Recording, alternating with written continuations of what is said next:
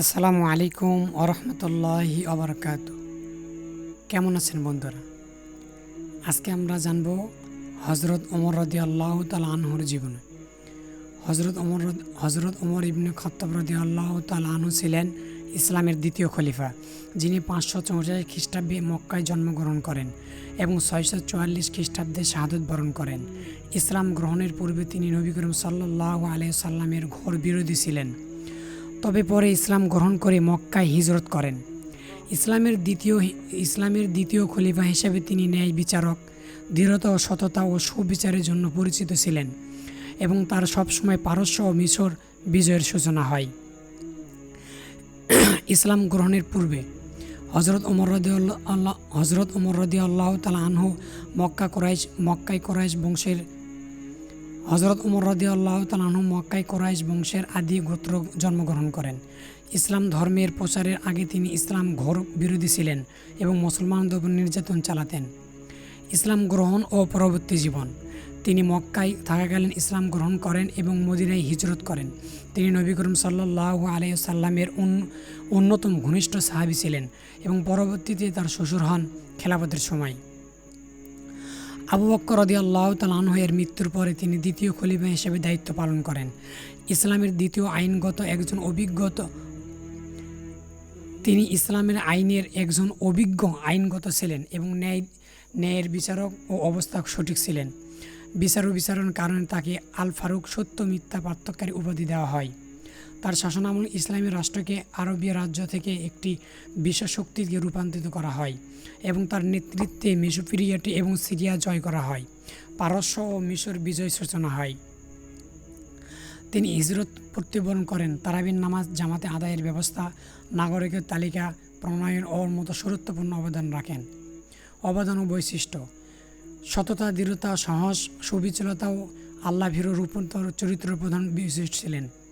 তিনি সাধারণ মানুষের খোঁজখবর রাখতেন এবং তাদের প্রতি অত্যন্ত দয়ানুসব ছিলেন, যার প্রমাণ তার অনেকেই পাওয়া যায়।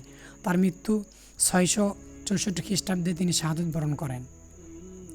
হজরত ওমর রাদিয়াল্লাহু তাআলা আনহু তেনার শাসনকাল ছিলেন অত্যন্ত সুসংহত ও ন্যায়পরায়ণ, যেখানে তিনি মুসলিম রাজ্যের বিস্তৃত ঘটিয়েছেন এবং প্রশাসনিক সংস্কার করিয়েছেন, যেমন ভূমি রাজ্যের ব্যবস্থাপনা, ব্যবসা বাণিজ্যের ওপর শুল্ক নির্ধারণ এবং দরিদ্র বিমোচন ব্যবস্থা করেছেন।